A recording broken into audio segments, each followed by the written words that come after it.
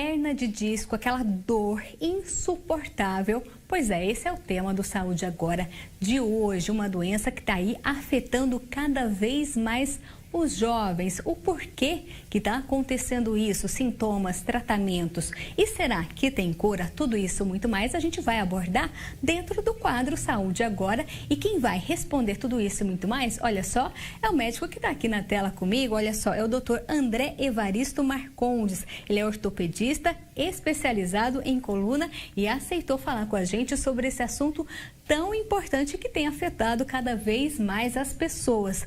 Mas antes, doutor André, eu quero agradecer a sua participação aqui no Saúde Agora. Muito obrigada e bom dia para o senhor. Tudo bem, Viviane? Bom dia. Eu que agradeço a oportunidade, o convite. Estamos sempre à disposição para o que vocês precisarem. Doutor, então já vamos começar, né? Explica pra gente, hernia de disco, o que é? Aonde que ela afeta aí na gente? Então, Viviane, a questão é a seguinte, parece uma coisa complexa, né? Mas é relativamente simples quando alguém explica. O disco, ele é um amortecedor entre as vértebras, entre os ossos da coluna. Ele tem uma membrana dura e um núcleo gelatinoso. Ele funciona como um amortecedor.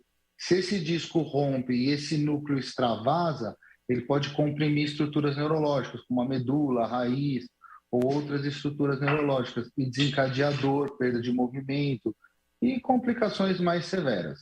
Então, na verdade, de uma forma bem simples para os seus telespectadores, que são muitos, para a sua audiência, que é muito, na verdade, a hernia de disco é um amortecedor da coluna que sofreu um problema, explodiu e está comprimindo a medula ou outras estruturas neurológicas. Doutor, você falou aí, é na coluna, né? Ela pode aparecer em qualquer ponto da coluna? Qualquer ponto. Ela pode aparecer na coluna cervical, na coluna torácica e na coluna lombar.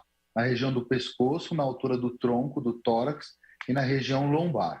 Ela é muito mais frequente na região cervical e na região lombar. E na região torácica, que é na região do tórax, na grande maioria das vezes ela não dá sintomas.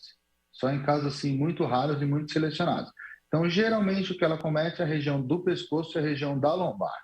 Quando ela comete a região do pescoço, você pode ter sintomas graves como perda de movimento, perda de coordenação motora, alteração da marcha, perda de movimentos finos, além da dor cervical e radiação para o braço e formigamento das mãos.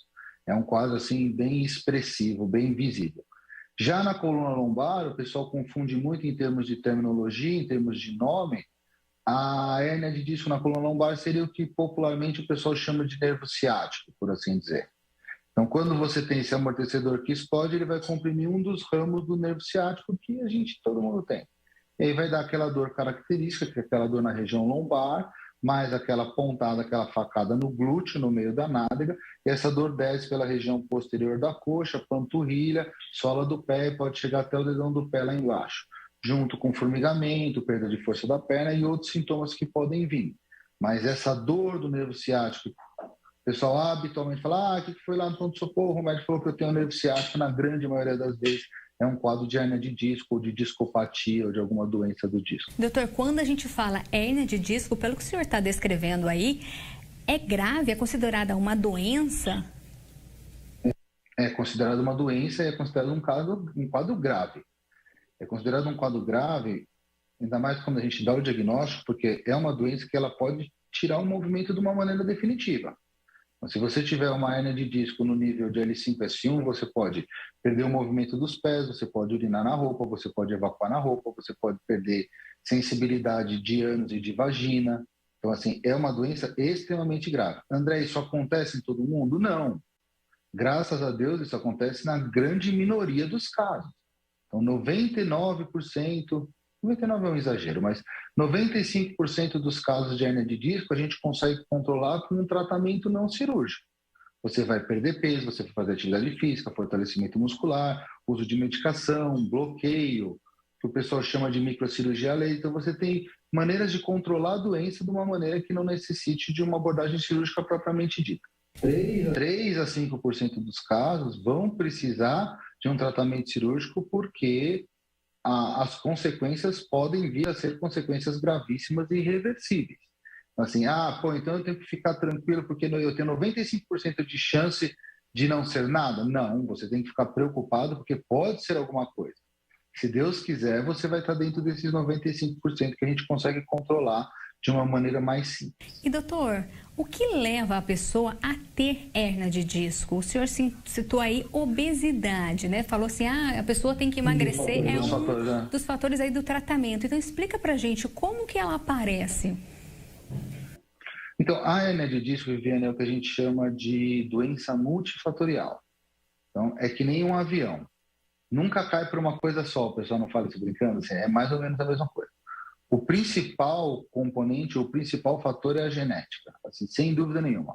É uma predisposição genética a desenvolver patologias do disco ou patologias da coluna. Associado a essa predisposição genética, você vai ter todos os problemas que poderiam causar, ou todas as agressões que essa coluna sofreu durante a vida. Então, você vai ter, como você bem pontuou, excesso de peso, má postura, falta de atividade física, tipo de atividade profissional que esse paciente desencadeia, microtraumas de repetição, um acidente automobilístico, um trauma na infância.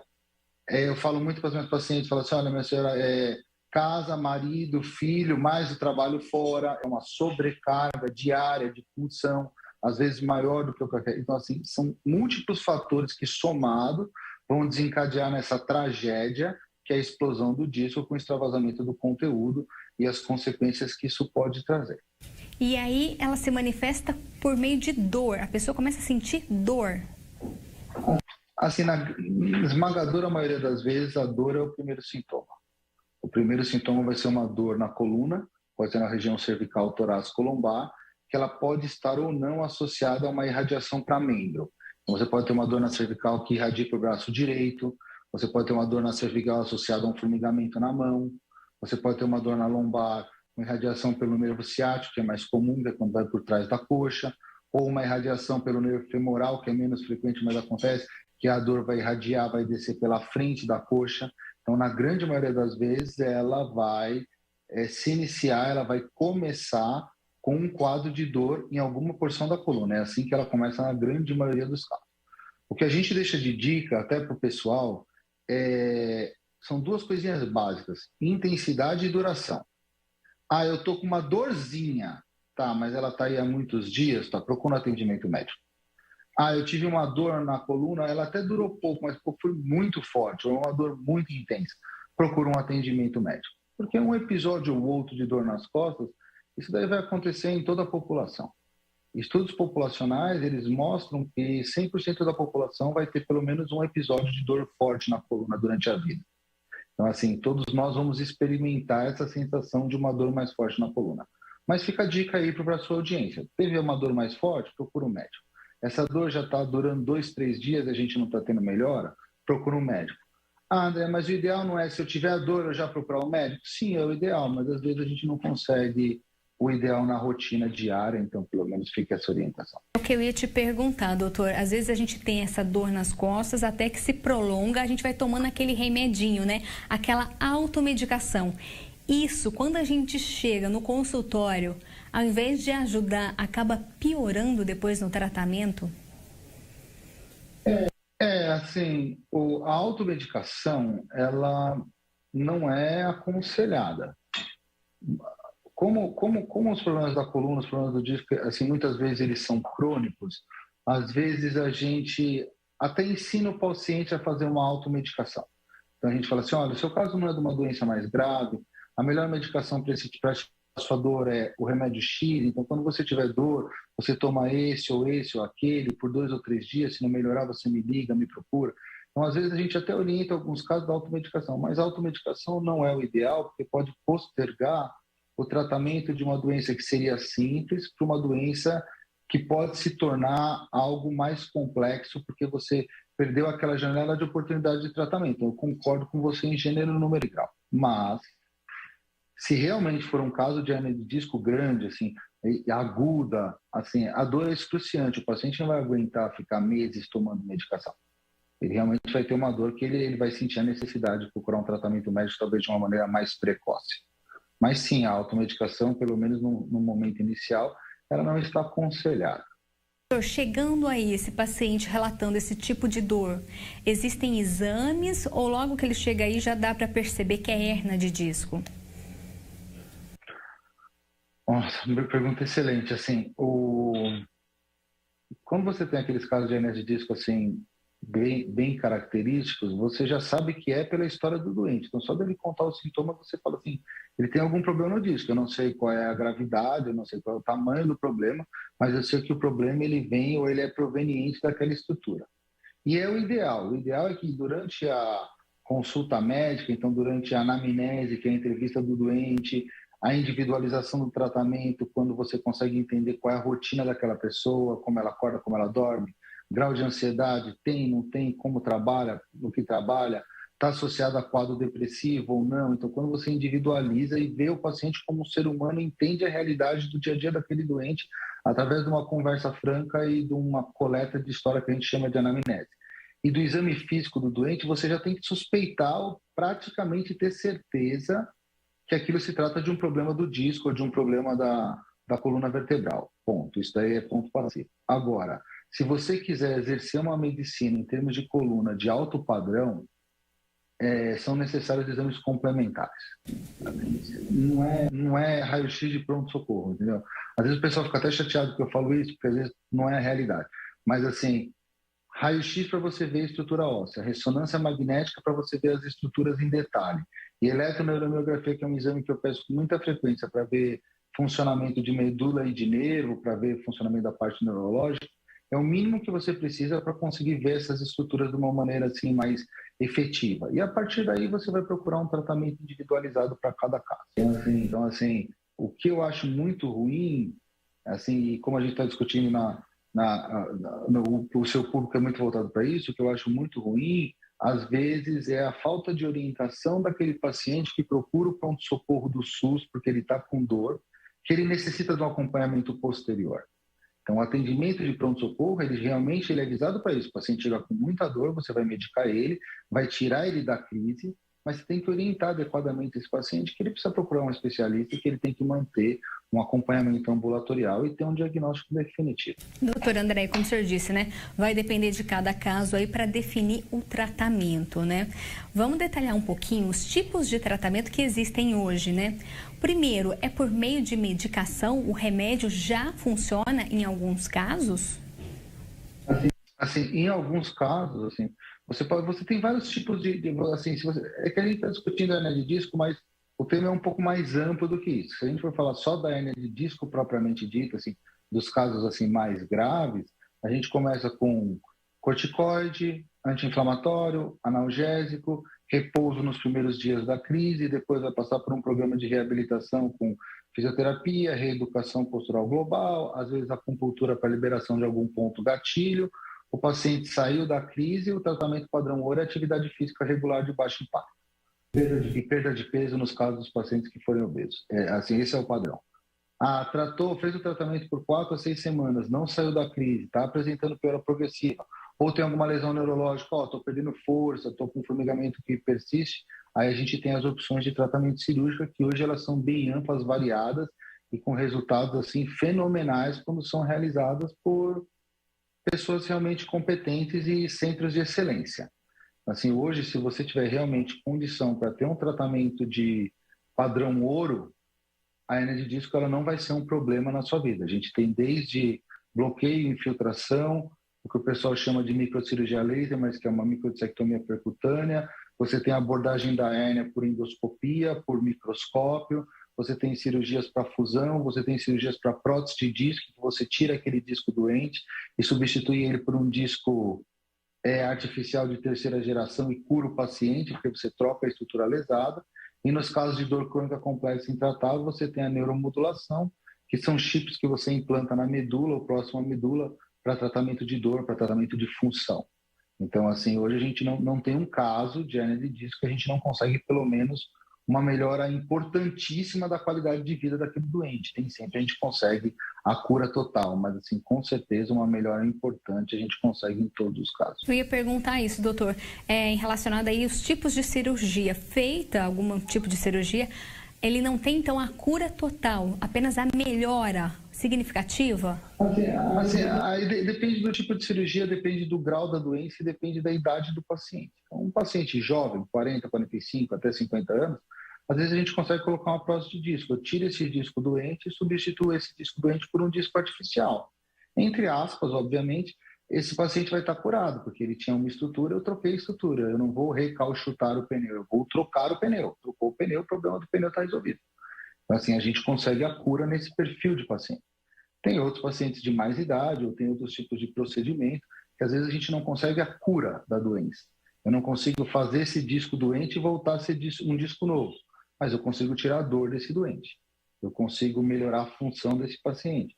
Eu consigo melhorar a qualidade de vida desse indivíduo. Então, assim, isso daí o tema muito amplo e são coisas que a gente tem que discutir com cada um. Por isso, Viviane, que eu sempre prego isso e às vezes é difícil a gente conseguir isso no Sistema Único de Saúde. É difícil, assim, eu não estou fazendo uma crítica, eu estou assim, constatando que é difícil pelo volume de pessoas a ser atendido. Mas a individualização do tratamento geralmente é o que traz mais sucesso. Porque, às vezes, a necessidade da Viviane não é a necessidade do André. Então, assim, às vezes a gente tem que entender qual é o paciente. Então, quando eu era mais jovem, recém-formado, eu atendi uma senhorinha com uma deformidade grave na coluna. Aí eu falei assim, olha, a gente vai abrir a senhora pela barriga, depois a gente vai abrir por trás, a gente vai colocar um monte de prótese, um monte de parafuso, e a gente vai cortar a senhora em 10 lugares, e a senhora vai ficar retinha com o corpinho de uma adolescente. Ela falou, nossa, doutor, só queria que tirasse essa dor que começa no meu bumbum e vai até o dedão do meu pé quando eu sinto para brincar com o meu neto. Ah, não, mas então para isso não precisava de tudo isso. A gente pode fazer um cortinho assim, fazer uma raspagenzinha e essa dor da senhora vai sumir. Então, o que o doente quer?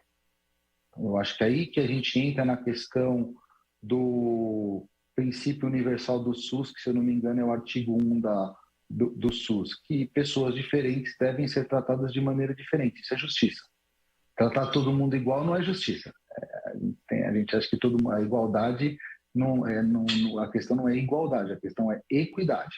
É tratar pessoas diferentes de maneira diferente, entender a necessidade daquele indivíduo e dar para aquele indivíduo o que ele quer, o que você quer.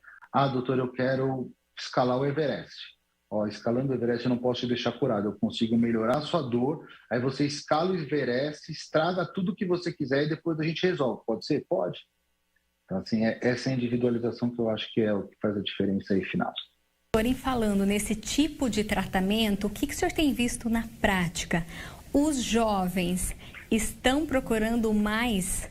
Os médicos, eles estão também tendo hérnia de disco?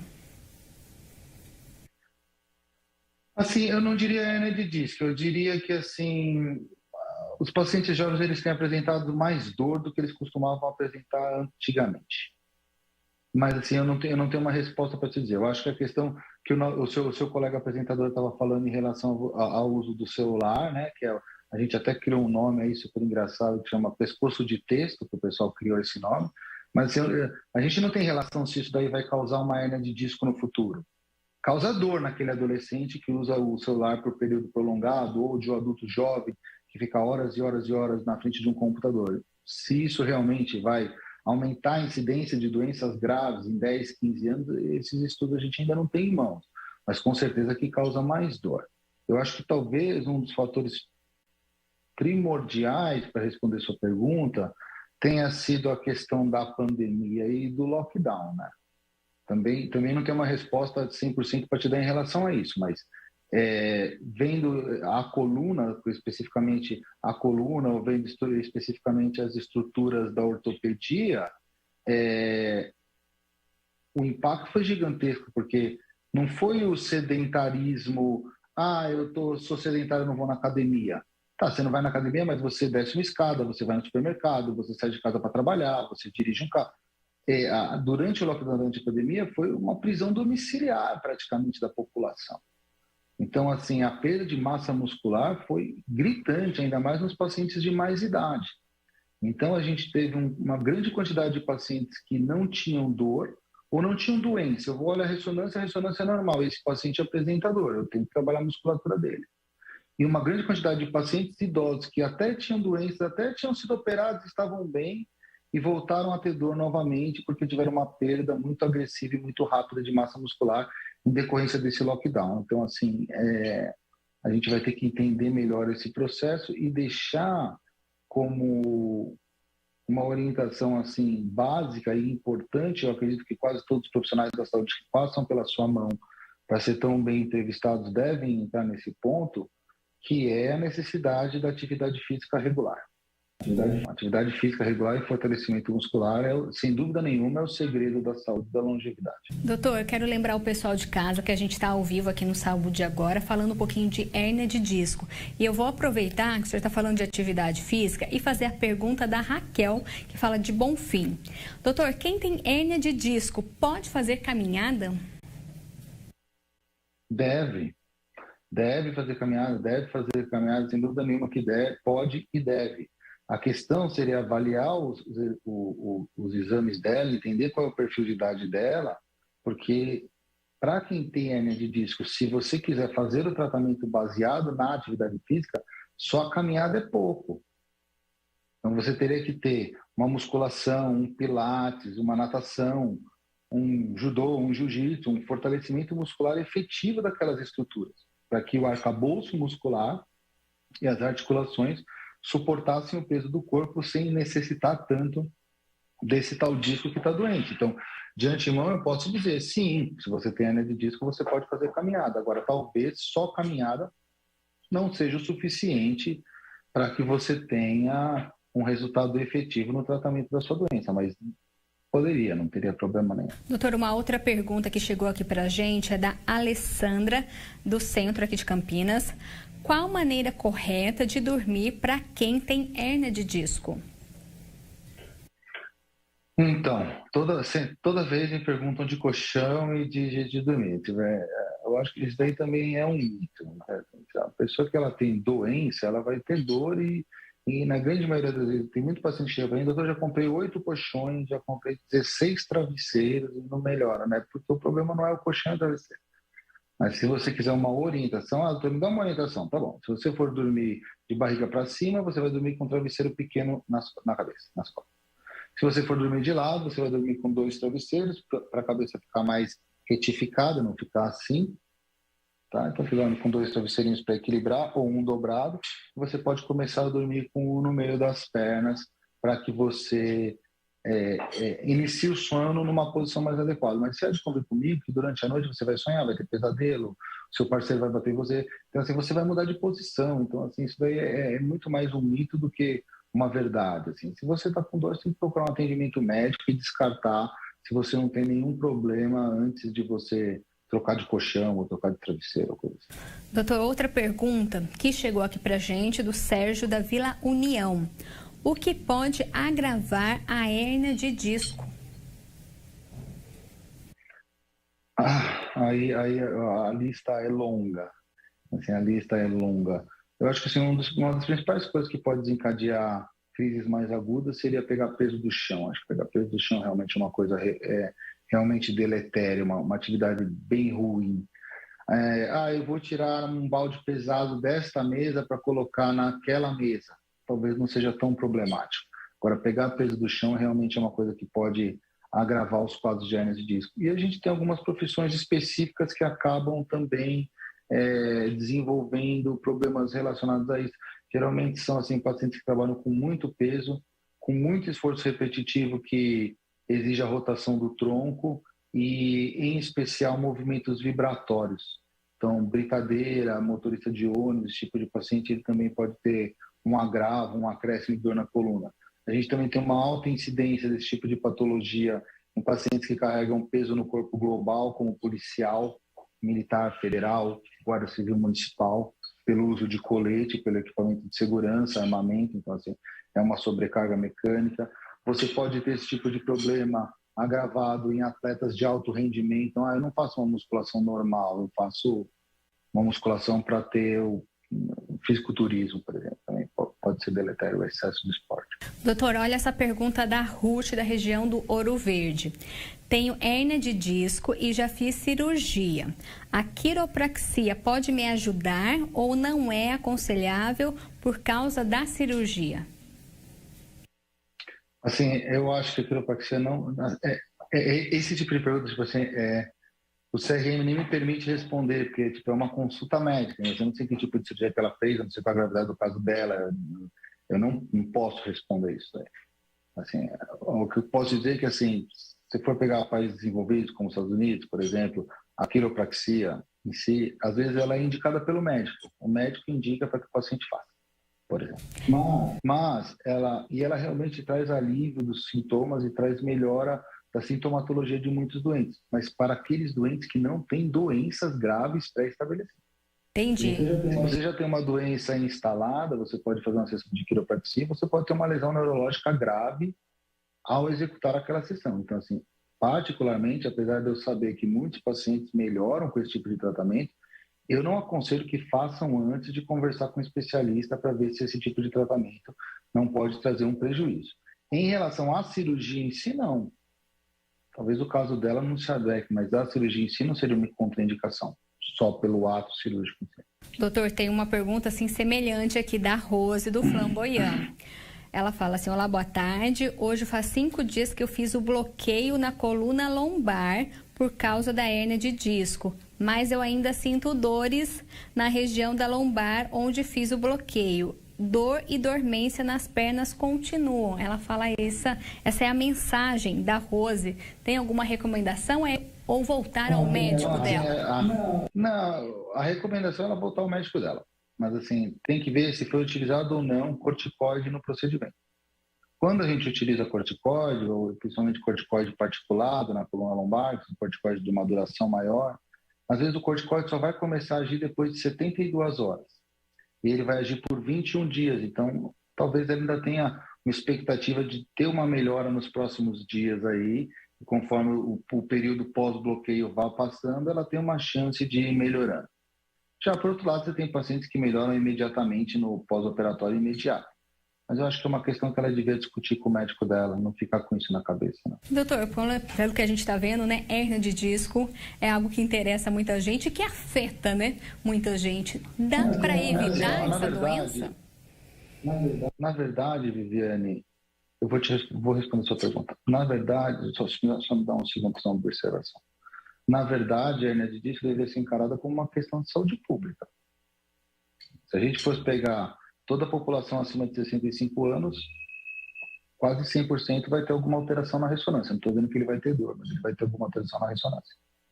As patologias da coluna, em especial a hérnia de disco, são a principal causa de afastamento e de aposentadoria por invalidez no Brasil hoje e talvez no mundo.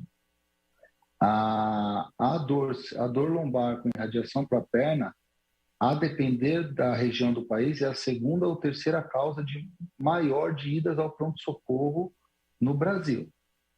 Então, assim, os problemas da coluna eles deveriam ser encarados como uma real questão de saúde pública, porque os custos desses pacientes para o Estado é gigantesco. Assim, um paciente de 35 anos que desenvolve uma invalidez, ele vai ficar 35 anos sendo custeado pelo Estado. Nós somos o Estado. Então, assim, a prevenção desse tipo de patologia deveria ser encarada com uma seriedade maior do que o que ela vem sendo feita em termos de saúde pública. Como eu falei para você, o principal fator causador é o genético, mas a doença é multifatorial. Então, tem outras frentes que a gente consegue atuar para tentar ter uma prevenção. Eu diria que as principais é controle do peso, atividade física regular de baixo impacto, acompanhamento médico regular e ergonomia no trabalho e adequação ergonômica no trabalho e na indústria para que não tenha uma sobrecarga das estruturas. Doutor André, infelizmente o nosso tempo é curto, eu ainda tenho muitas perguntas. Já passou assim muito rápido, meia hora que eu nem vi passar. Ainda tenho muitas perguntas para fazer para o senhor. Então eu já vou deixar o convite aqui para o senhor participar outras vezes do Saúde Agora, do Saúde à Vida, que é um programa maior. A gente vai trazer esse assunto de volta aqui, porque deu para perceber que é de interesse de muita gente. Por isso eu já deixo o convite aqui para voltar nesse tema e responder todas as perguntas do pessoal de casa. Convite aceito. Só vocês marcarem, a gente se programa e a gente vai estar junto aí de novo. Então, obrigado pela oportunidade. Um abraço aí para o seu público enorme. Doutora André, então, mais uma vez, muito obrigada.